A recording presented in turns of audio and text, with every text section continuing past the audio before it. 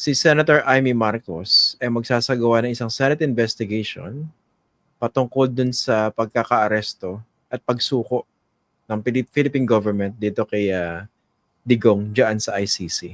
Okay, hihirit muna ako ng konti. It's Amy being Amy. Kapatid mo yung nagsuko sa kanya sa ICC, ikaw naman mag-iimbestiga. Saan ka ba talaga? Nandun ka ba talaga sa kanyang Senate slate o wala? Kaya ka nasasabihan, kaya ka nahihiritan itong si Salvador Panelo Saan ka ba talaga bilang senador? Oo. Okay, sige. I will reserve further comments for later. Well, nakailang tumbling na siya eh. 'Di ba? For a long time, nitong nakaraang 2.5 taon, ay nandun siya sa kampo ni Sara at saka ni Digong. 'Di ba? Sabi nga niya, kahit mag-isa na lang ako, hindi ko iiwanan si Digong. 'Di ba? Sabi niya, no? Kahit mag-isa na lang siya, hindi niya iiwanan. Kaya hinihintay ko siya na pumunta sa The Hague. Pero hindi naman pumunta, so iniwan niya, no? Tapos nung launching nung sinama siya sa admin slate, nagsabi siya na hindi siya sasama. Di ba? Sinabi niya hindi siya sasama. No? Ostensibly, dahil mas doon siya nakadikit sa mga Duterte. Pero yung mga Duterte, katulad ni Baste at ni Panelo, binabanata naman siya na tigil mo na yan, hindi ka namin susuportahan. Then, that was a year ago. Pero, nung nagsimula na yung kampanya, nakita niya na siya ay nasa bingit, sumama na siya sa administration. Dahil hindi naman lingid sa lahat na pag ikaw ay nasa administration, dagdag na 15-20% yan sa iyong boto. Because of the strength of the government during the midterms, yung machinery ng gobyerno, yung resources, etc., yung network, nakakadagdag yan. Naisip niya, teka, nanganganib ako. Balik na uli ako sa administration. Kaya nandun siya nung sa rally sa Lawag, di ba? Nung launching. Tinaas pa yung kamay niya ng kanyang kapatid. Di ba? Pero habang binabanatan ni Bongbong Marcos yung mga Duterte over Tokhang, over COVID pandemic, over corruption, over pagiging pro-China, ay hindi pinakita yung kanyang muka. No? Ang nakita ko lang ay nakipagtawanan siya doon sa kanyang mga katabi. So, yun naman yung pagbalikwas niya uli sa gobyerno, no?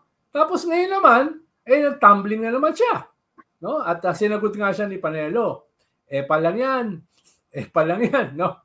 So, hindi siya sigurado saan ba siya kukuha ng suporta o boto. 'Di ba? Lagi natin sinasabi, pag nasosobrahan ka ng pamamangka sa dalawang ilog, i-reject ka ng dalawang ilog. No? At tingin ko, ito yung critical moment ngayon para sa kanya.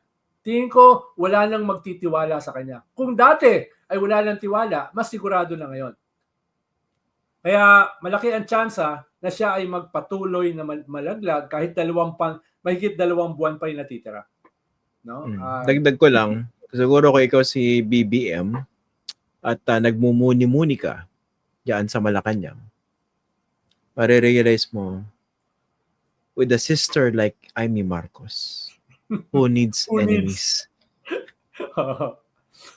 Yun na yun yung isa ring kandidato nila sa administration ng apelyido Cayetano, di ba? At miyembro ng majority sa Senate na supposedly supporter ng gobyerno, dinidepensahan din si Digong, no? Na pina-violate ang human rights, ang rule of law, ang due process, etc., etc. Parang saan ba nanggagaling itong mga tao ito, no? May sagot ako diyan hypocrisy. Yun ang pinanggagalingan niyan. Binanggit pa nga pala niya yun, no? Hypocrisy. Hypocrisy nito mga dilaw, katulad ni Laila de Lima.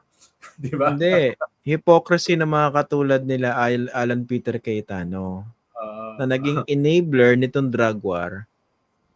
Tapos ngayon, nagsasalita tungkol sa due process at human rights. Dahil si Duterte na ngayon, yun nandyan sa ganyang sitwasyon. But, we have to remember, meron bang pag-violate sa kanyang due process? Lalo kay kukumpara natin doon sa pambabalahura nila, doon sa due process at karapatang pantao, ng mga tinataka nilang kaaway ng estado ng mga panahon na yon. Sorry tumataas na naman yung blood pressure ko Tama.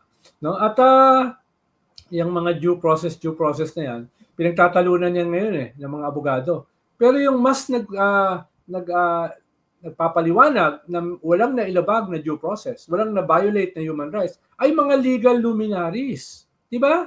Yun ang nagpapaliwanag na walang nangyari. Talagang, kaya nga ang ICC ay court of last resort. Ibig sabihin, hindi gumagana yung iyong judicial system. Kaya doon ka dudulog. Di ba? Tapos ngayon, ay nung hinuli, ay ibabalik mo sa ating sariling judicial system na from the very start nga, kaya dinala sa ICC, kaya hindi in-invoke yung complementarity, ay dahil hindi gumagana. Diba? Yun nga yung nangyari. Tapos ngayon, ipipilit mo na, uy, kailangan dito muna sa korte natin yan, maglabas ng warrant, no? Pwede pang mag-file ng TRO. Parang kino-contradict mo yung very essence ng court of last resort. Diba? Pero kahit mismo sa ating sariling batas, sinasabi ng mga legal luminary, meron tayong international humanitarian law na noong 2009 ay may Republic Act na sinasabi na pwedeng option ng gobyerno na ibigay sa isang international agency, i-turn over siya. At wala namang clarification doon na kinakailangan mo munang kumuha ng warrant sa isang local court. Well, kung ang pakikinggan mo ay yung mga legal luminaries, katulad ni Raul Pangalangan, Justice Carpio, no, Teddy Te, no, Ruben Carranza, etc. Mas papakinggan ko naman yon kaysa kila Panelo. Buti nga tahimik si Tupaccio ngayon No, buti tahimik Sabi ko ba, nasan yung isang legal luminary ng mga Duterte, ba't di nagsasalita? So kung yan yung batayan, hands down, kahit hindi naman ako ganun ka knowledgeable sa batas, ito yung mga papakinggan ko. No? Pero mismo yung logic Mismo yung logic. Bakit ka ngayon mag-i-invoke ng complementarity? No? Yun nga, kaya nga dinala sa ICC. Tapos meron kang Solgen na ayaw gawin yung kanyang trabaho, na yun lang nga yung kanyang trabaho, i-represent yung gobyerno, nag-inhibit pa. Okay na naman mag-inhibit, pero mag-resign ka na sa position mo. No? Bakit ka mag-inhibit? Lang. Mag-resign ka na. Kung hindi mo kayang gampanan yung trabaho mo, no, bilang Solicitor General, di ba? Ito, siya naman yung na-high blood. Ako medyo humupa na ng konti. Sa ngayon pero mamaya baka tumaas uli yung boses ko. Okay. Nakaka-high blood kasi mga sobrang ipokrito Lalo ko naalala ko yung mga dati nilang pinagsasabi. Yung self-righteous indignation nila. Tapos ngayon magle-lecture. Huwag mo kalimutan si Harry Roque nung kampanya. Sinusuka si Digong. Huwag iboto yung mamamatay na tao na yan. Na siya mismo umaamin na siya ay mamamatay tao. Di ba? Lumalabas ngayon yun Binabalikan yun Pag na lumabas na kasi sa yan, sa internet, di mo na pwedeng bawiin. Pero ito, pag-usapan natin yung nung pa natin pinag-uusapan ito dahil weird itong alyansa para sa bagong Pilipinas. You have a senatorial slate, tapos yung head nun, 'di ba, yung si President Marcos, talagang luminya na no? Binabanatan si Duterte at yung mga kandidato niya. Pero yung mga kandidato niya sa pagka-senador, tahimik, playing it safe. Iba ngayon pro Duterte, 'di ba? Yung nanay ni Camille Villar, si Cynthia, 'di ba? Nagsalita rin, tama? 'Di ba? May binanggit din tungkol dito kay Duterte. Kung ikaw si BBM, hindi ka ba mapapakamot diyan? Teka, kasama ko ba kayo? Baka wala na rin parang may something. Baka wala na rin siyang choice dahil hindi na niya mapapalitan yung kanyang slate. 'Di ba? Hindi na niya mapapalitan. Oo. Hindi naman tayo nag-file So hindi tayo pwedeng ipalit, no? Kung nag-file ka, baka pwede kang ipalit, no? Pero ngayon, ikalawa, baka kinausap din siya, nagsusumamo, boss, kailangan namin ng boto sa Mindanao. Boss, kailangan namin ng boto sa Iglesia ni Cristo. Kaya pwedeng may mga kumausap din, kaya hindi na muna kami susuporta, hindi na muna kami susunod do sa line of attack mo, no? 'Yon, no? Yung si BBM naman, hindi katulad ng kanyang tatay, baka pinayagan. Paano kung yung tatay yan, hindi papayag? No? Di ba? You're with us or against us? Baka pati kayo, kasuhan, di ba? Baka kung saan kayo pulutin. No? Kung yung tatay yan, Kaya, yun, pwedeng merong ganyang klaseng arrangement. No? Pero, Pero yung Gumagana talagang mga tatawid, katulad ni Jaime, may possibility na ilaglag yan. si Jaime. Oo, lalo. Eto nga isipin mo, ikaw pa mag-lead ng ng investigation. In your capacity naman as chair ng Senate Foreign Relations Committee, imagine mo, ikaw pa yung mag-lead ng investigation doon sa pagdampot. Okay. Ilan kaya dadalo ron? Paano kung pwede na, libre naman pala yung mga senador, no? Baka baguhin na nila yung kanilang argument, yung kanilang argument na hindi kami magko-convene sa trial court dahil naka-recess kami. Pwede rin naman palang dumalo sa mga committee. Bakit hindi na lang nila gawin yung kanilang fourth win?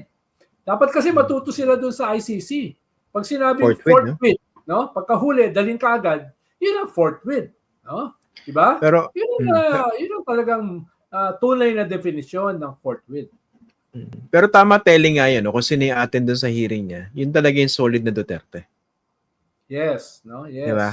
Solid yun Pag nagpakita sila. So, mas makikita nila basically ano yung linyahan. Although, alam naman na natin kung sino yung mga solid Duterte dyan. Pero telling nga yun. At least magkakaroon siya ng parang it will out kung sino yung mga talagang naninindigan para kay Duterte.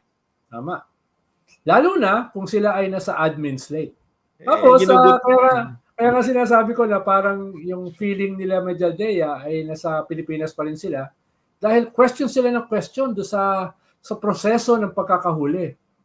Wala naman pakialam mga ICC. Ang mahalaga sa ICC nandun sa kanila, no? Hindi nila pag-uusapan kung paano nahuli. Ang pinag-uusapan doon, problema niyo yan sa bansa niyo. Ang pinag-uusapan doon, nandito sa aming korte, didinggin namin yung kanyang kaso. Parang lost pa sila Medialdea. Diyan.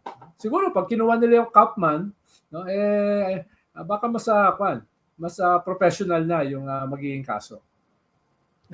Pagbigyan nyo na. Dahil ano lang naman initial appearance pa lang naman. Pero nga parang nangangapa doon si Attorney Salvador Medialdea, no? Totoo ba yung legal team? So yung Nicholas Kaufman, tapos Medialdea, tapos si Roque, tapos Sara Duterte? Nag-practice ba ng law itong si Sara Duterte? At magaling ba yan? Kasi parang hindi base rin sa mga kanyang appearance sa Congress Baka mas mapasama yung tatay niya Kaya hindi ko na kailangan sagutin. Hindi, sa akin naman, di ba? Dapat best defense ang kunin. Oo. Di ba? Inamin naman nila Biro mo, inamin nila na siya ay gagawing counsel para siya ay makapasok, no? Doon sa selda ng kanyang tatay. Imagine mo nun, inamin mo publicly, ano sasabihin ng ICC? Kaya parang nandito lang sila Parang nandyan lang sa sa Hall of Justice sa Quezon City Hall di ba? Kung saan nakikita mo si Panelo nakasuot ng butas-butas na maong. Parang ganun lang no? yung usapan. Dyan nga, 4 na klase ng hukom ang haharap dyan Iba yung hukom dun sa nag-issue ng warrant. Iba yung hukom dito sa arraignment o dito sa ang tawag dito, confirmation proceedings. Hearing. Iba yung hukom sa trial. Iba rin yung hukom doon sa appeals court. Iba-iba yan. No? Iba-iba yan. Ang sinasabi nila, nabili daw $100 million. Iba-ibang bansa yan Iba-ibang bansa yan.